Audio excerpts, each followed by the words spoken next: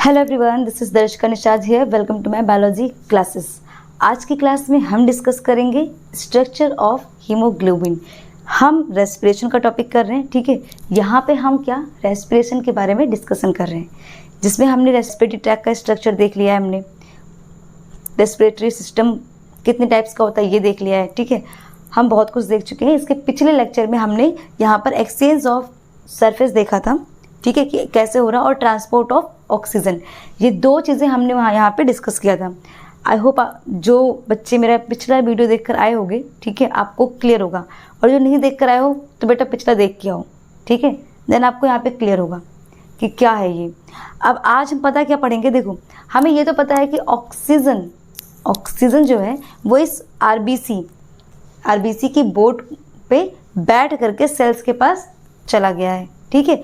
कुछ ऑक्सीजन यहाँ पे प्लाज्मा में तैर के जा रहा है, लेकिन ये वहाँ जाने के बाद जब वहाँ जाता है तो क्या ये वहाँ पे जब जाता है सेल के पास तो क्या डायरेक्टली ये ब्लड में चला जाता है? इसका मन करता है कि हाँ बस हम तुरंत चले जाएं। ये देखेंगे कि कैसे जाता है आज, ठीक है। दूसरा इंपॉर्टेंट बात कि हम ये जो हीमोग्लोबिन है ना, जिसके साथ हीमोग्लोबिन ऑक्सीजन के साथ बाइंड अप हुआ है, इस हीमोग्लोबिन का पहले स्ट्रक्चर करते हैं, ठीक है। तो आओ चलो देख लेते हैं पहले कि हीमोग्लोबिन का स्ट्रक्चर क्या होता है। एक आरबीसी में हीमोग्लोबिन की संख्या कितनी होती है? एक? बिल्कुल नहीं। एक आरबीसी के अंदर 280 मिलियन हीमोग्लोबिन प्रेजेंट होते हैं, ठीक है। कितने million? 280 million, 280 million haemoglobin present होता है। अब आओ यहाँ पे देख लेते हैं, पहले हम स्ट्रक्चर देख लेते हैं, इधर देखते हैं, ठीक। देखो ये जो हीमोग्लोबिन है ना, ठीक है, इसके पास 4 पिगमेंट होते हैं, हीम पिगमेंट। एक हीमोग्लोबिन के पास 4 हीम पिगमेंट पाए जाते हैं। अब ये जो 4 हीम पिगमेंट हैं, इसके अंदर एक मॉलिक्यूल बैठा होता है जिसे हम बोलते हैं आयरन, Fe, ठीक है। ये Fe जो है ना, Fe, this is the very important molecule for the blood formation. It is very important molecule for the blood formation. Blood formation के लिए बहुत ही इंपॉर्टेंट मॉलिक्यूल है आयरन, ठीक है। आपको जब एनीमिक कंडीशन होती है हमारी बॉडी में, जब आयरन की कमी हो जाती है, ठीक है, तो तभी हमें एनीमिया होता है, ठीक है। डॉक्टर बोलता है आपको कि एनीमिया हो गया है, एनीमिक कंडीशन है, कुछ आयरन वाली फूड खाओ या फिर आप जो है आयरन की टैबलेट्स लो, ठीक है, आयरन की गोलियाँ खाओ। तो उसकी बॉडी में क्या होगा, आयरन का कमी हो गया है, इसलिए उसको, जो भी पेशेंट है उस बंदे को एनीमिया हो गया है। इतनी बात क्लियर? तो आयरन क्या है बेटा, बहुत इंपॉर्टेंट फैक्टर है, ठीक है, इसको होना चाहिए। तो ये एक एक हीम के अंदर, एक एक हीम मॉलिक्यूल के अंदर ये एक एक आयरन बैठा हुआ होता है। इसके बाद क्या होता है, देखो इसमें एक और चीज़ होती है, एक प्रोटीन होती है। देखो ये जिसको हम बोलते हैं ग्लोबुलिन प्रोटीन। इन चारों हीम पिगमेंट्स के पास एक एक ग्लोबुलिन प्रोटीन की चेन प्रेजेंट होती है, ठीक है। इतनी बात क्लियर हुई? ये आपका हीमोग्लोबिन का स्ट्रक्चर है। और जितना भी ये जो अभी ये सिंपली ये हीमोग्लोबिन है, ठीक है, इससे आप हीमोग्लोबिन ही बोलोगे, ठीक है।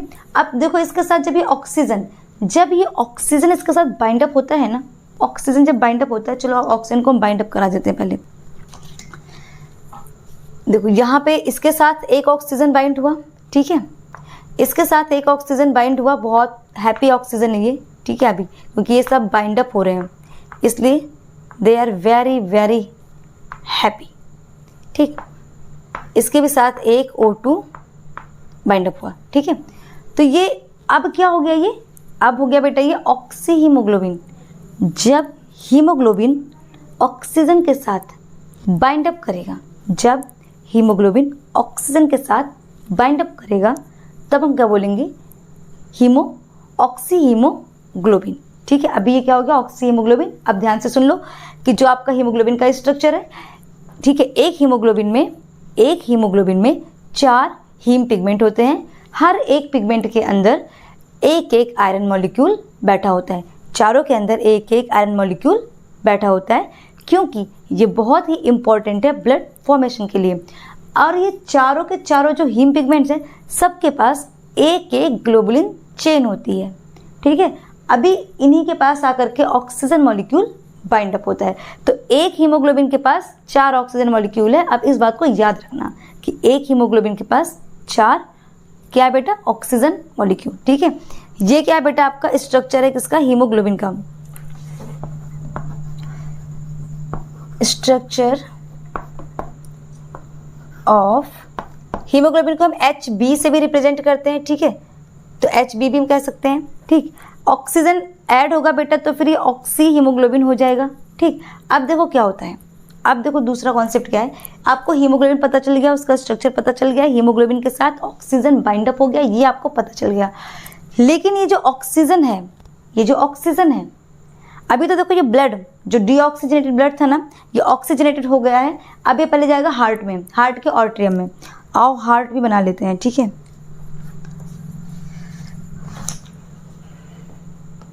इधर बनाते हैं।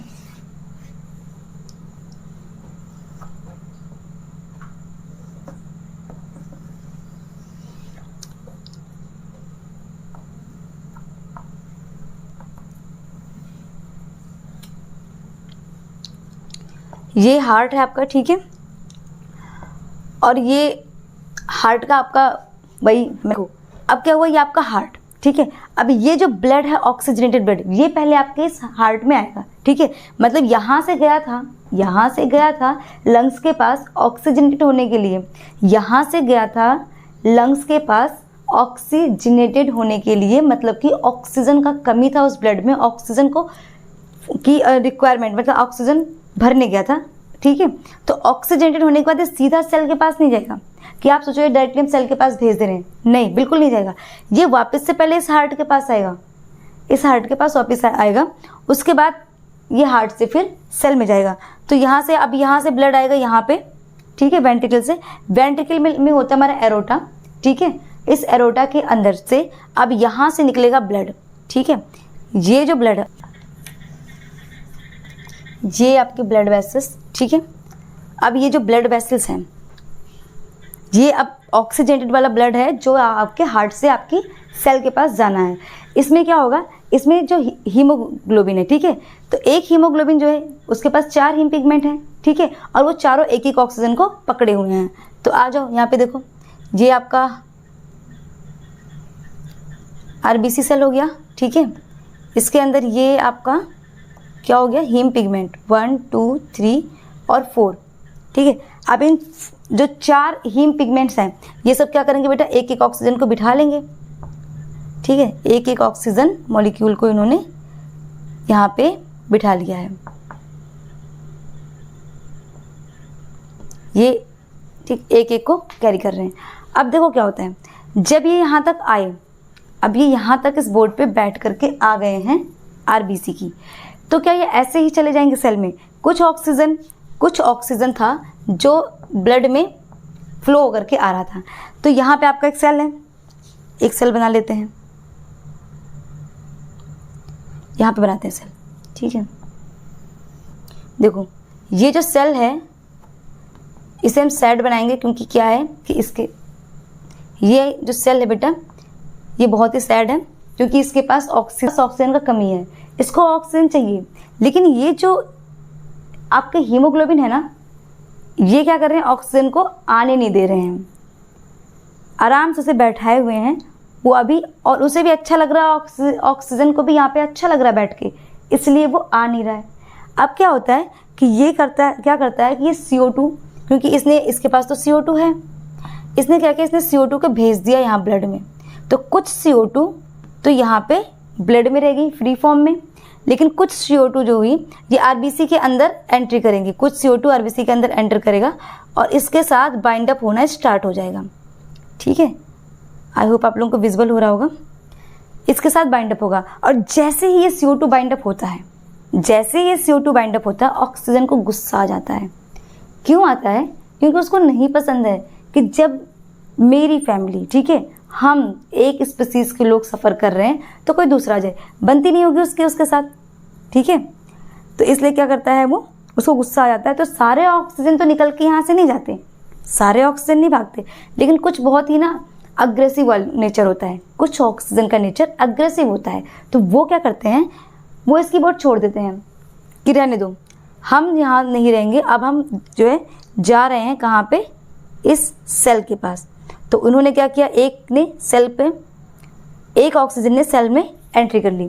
अब ये जो एक ऑक्सीजन है जो सेल में एंट्री कर रहा है, देखो ले करके हीमोग्लोबिन अपने साथ ले करके 4 ऑक्सीजन आया है, ठीक है। और जब ऑक्सीजन को गुस्सा आया है तो सिर्फ एक ही ऑक्सीजन अभी एंट्री किया है, 3 ऑक्सीजन अभी इसी के पास हैं, ये 3 ऑक्सीजन नहीं आए हैं।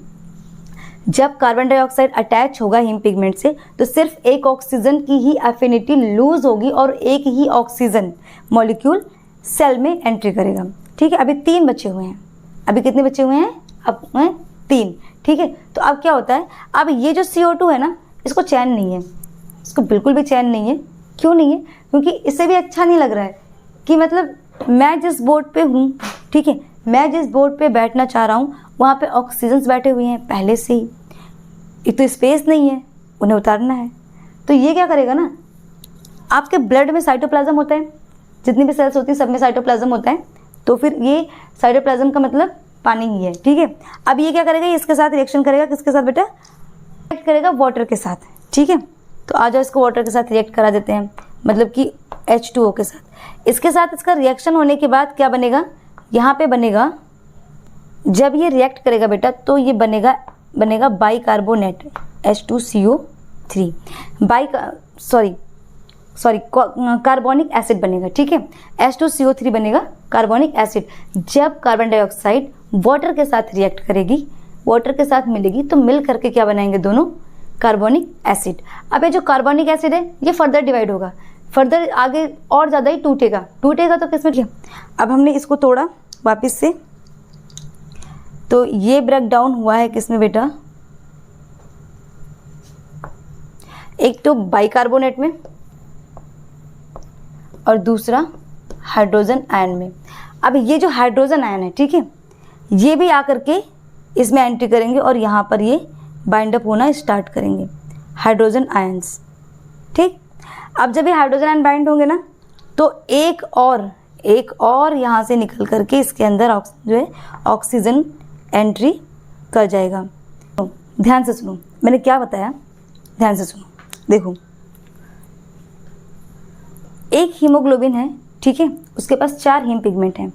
तो जो 4 हीम पिगमेंट हैं वो अपने साथ 4 ऑक्सीजन लेकर के आ रहे हैं, ठीक है, 4 ऑक्सीजन लेकर के आए। अब ये 4 ऑक्सीजन यहाँ पे आए तो सेल को क्योंकि नीड है ऑक्सीजन का, ये सारा ड्रामा इसीलिए हो रहा है क्योंकि सेल को ऑक्सीजन चाहिए, उसको चाहिए ही चाहिए ऑक्सीजन, कैसे भी करके चाहिए।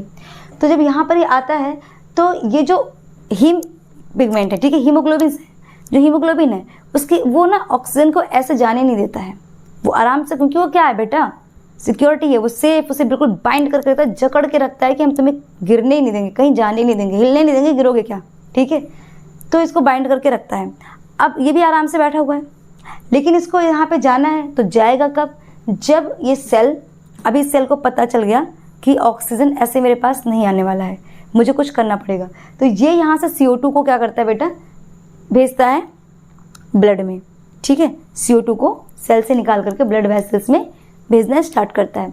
जब ये ब्लड में जाता है तो कुछ CO2 ऑक्सीजन की तरह प्लाज्मा में ही रह जाते हैं फ्री फॉर्म में, ठीक है, वो जाकर के बाइंड अप नहीं होते, और कुछ CO2 होता है जो जाकर के RBC से बाइंड अप होता है, RBC से ये भी बाइंड अप होगा, ठीक है। कार्बन डाइऑक्साइड जो है उसके लिए भी RBC एज अ बोट ही काम करेगा, क्योंकि वो तो बोट है, वो तो सबके लिए काम करेगा, ठीक है, चाहे ऑक्सीजन हो चाहे कार्बन डाइऑक्साइड हो, ठीक। लेकिन ऑक्सीजन को जैसे ही CO2 इस बोट पे जाता है, जैसे ही CO2 इस बोट पे जाता है RBC की, ऑक्सीजन को गुस्सा आ जाता है।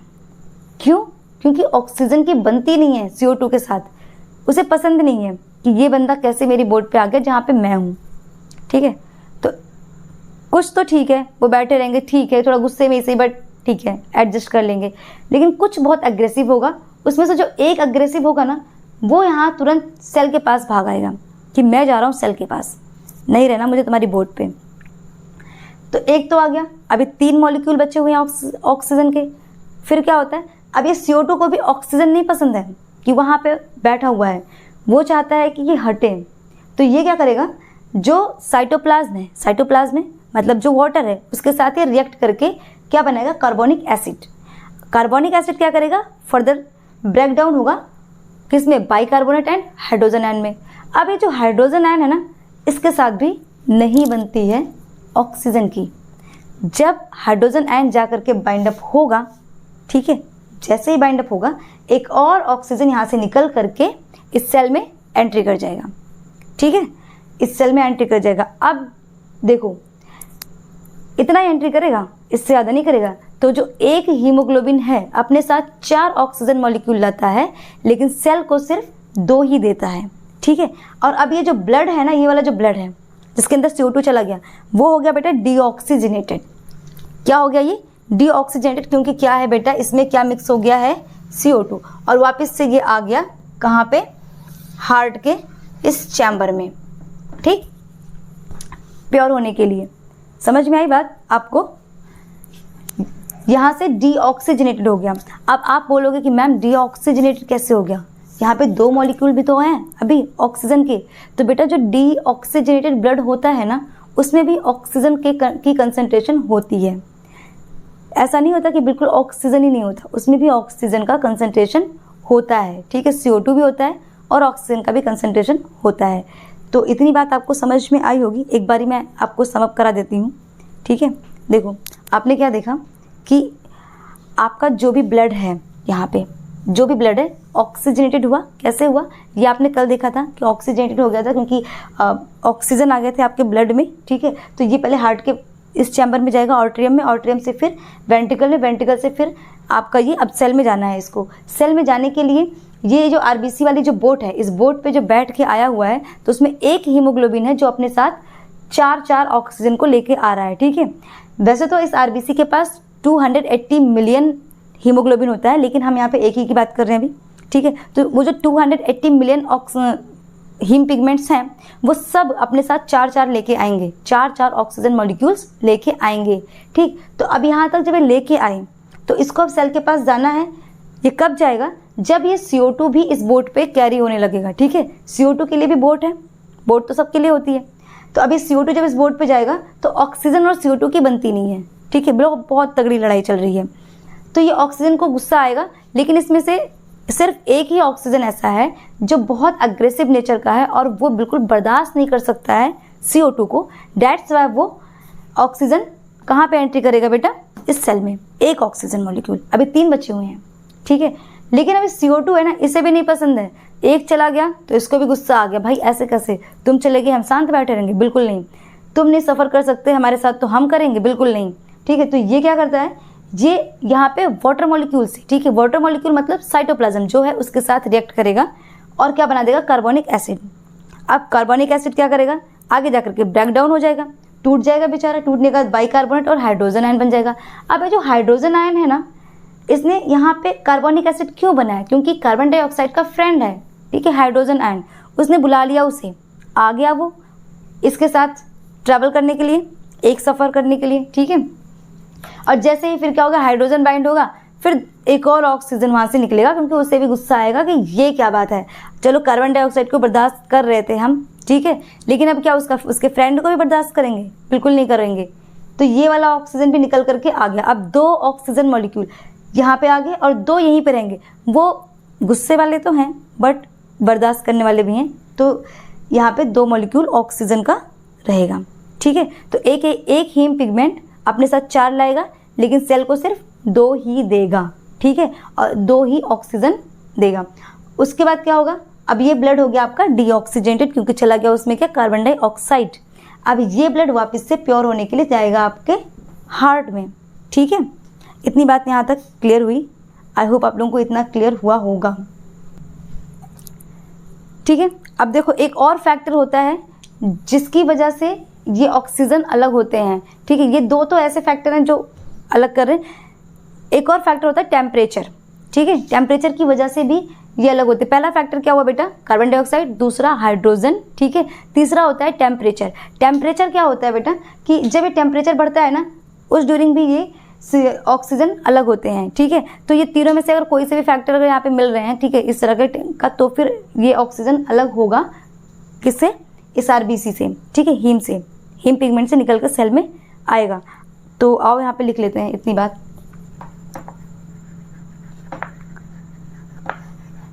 There are 3 factors